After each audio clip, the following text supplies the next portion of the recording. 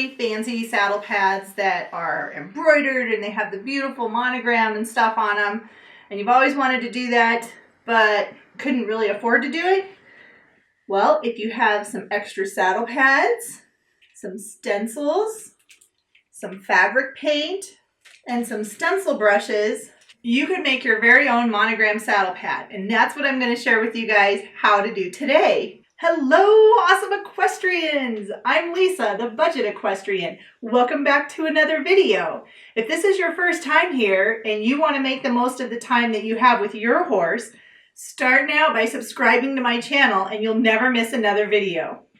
I love doing different DIY projects, especially when it's related to anything that I can use for my horses. So I have been wanting to do this for a while now. I say that in a lot of my videos. There's so many things I've been wanting to do for a while now. So what I want to share with you guys today is I am going to personalize my saddle pad. And what you'll need if you want to do this is a saddle pad, some stencil paint brushes, and these are specifically made for using with stencils. You'll need some stencils, and you'll also need some fabric paint. Now this paint is by Deco Art, and I actually bought it directly on their website. It wasn't very expensive, but I'm sure you can find it at places like Hobby Lobby, Walmart, places like that. But this paint is specifically made for fabric so that you can use it on fabric and then you can wash it and the paint won't wash off. And you'll need some masking tape to hold your stencil in place. So now that we have everything we need to personalize our saddle pad, let's do it. It helps to have a clean saddle pad. So I have washed my saddle pad. It's nice and clean. And now I need to figure out which stencil I want to put and where I want to put it on my saddle pad. So I really like the arrows, so I think I'm going to do something with the arrows because those are really cool. And again, I found both of these stencils at decoart.com, and I bought them directly from their website, but you can go to Hobby Lobby, Michael's, places like that, and they will also have different stencils. Or if you're really artistic, you could just freehand it, but I don't trust myself to do that, so I am going to use a real stencil. These things are cool. They're very sturdy. We could get really fancy and do like a line up the side, but I don't think I want to do that. I don't trust myself quite so much, but I really do like those arrows. Those are kind of cool. That would be kind of neat, and I could actually put my initials and Frisbee's initials or whichever horse. I could do whatever I wanted there. I think these stencils, these are the letters. I think they're too big to put underneath the arrows. Yeah, those are going to be way too big to do that.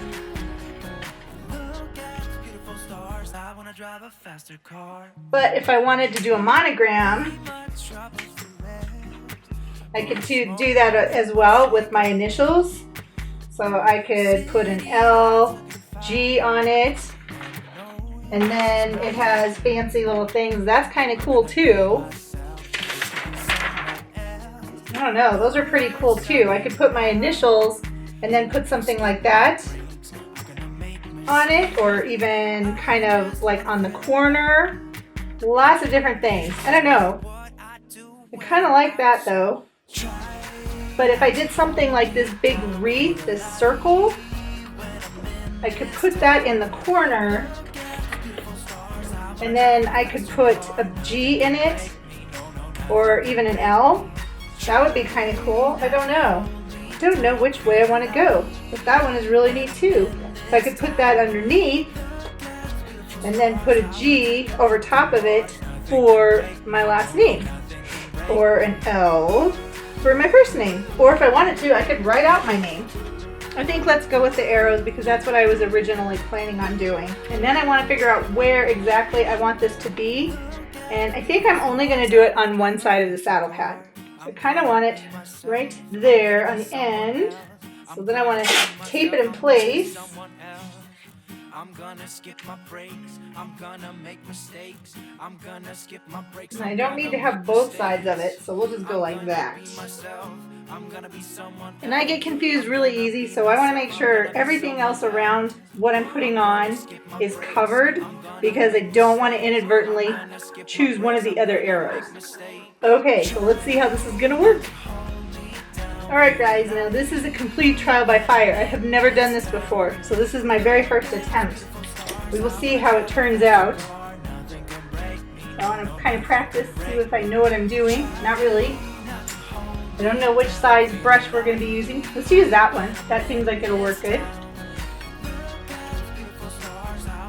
And I'm just going to put a little bit in the lid because I don't believe we're going to need very much of this.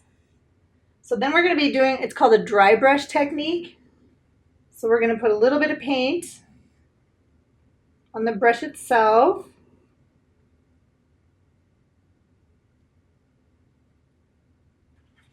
And I'm going to dab it on a napkin with my dog's hair. And then let's see how it goes.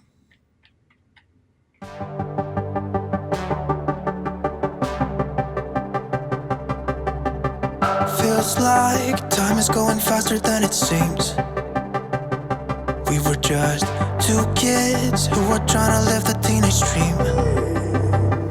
We could see no reason why we should ever try to go to sleep. Remember every weekend we stayed out late and then went home. I wish that I could live that dream. Well, not quite what I had in mind, but probably because this material is really, really hard to work with because it's padded. So how about we take a regular paintbrush, a teeny little paintbrush, and see if we can make that a little cleaner. Baby, it was you and me. We could never fall, nobody could break us. Yeah, I thought we had it all. Take me back to when it was you and me, you and me. Baby, it was you and me.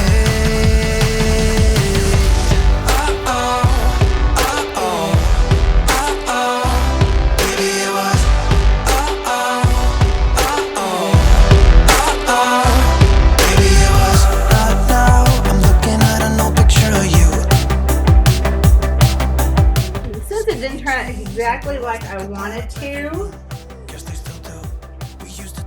I am the master at trying to salvage. So what I'm going to try to do is see if I can add a little bit of different color to it to make it stand out. I don't know if it'll work. That one's probably not going to work. It's a little too purple. So you can't really see it stand out. I think what I'll do is we'll just wait for a little bit, let it dry, see what it looks like, and go from there. Better than you and me, baby, it was you and me. We could never fall, nobody could break us. Yeah, I thought we had it all. Take me back to when it was you and me, baby, it was you and me.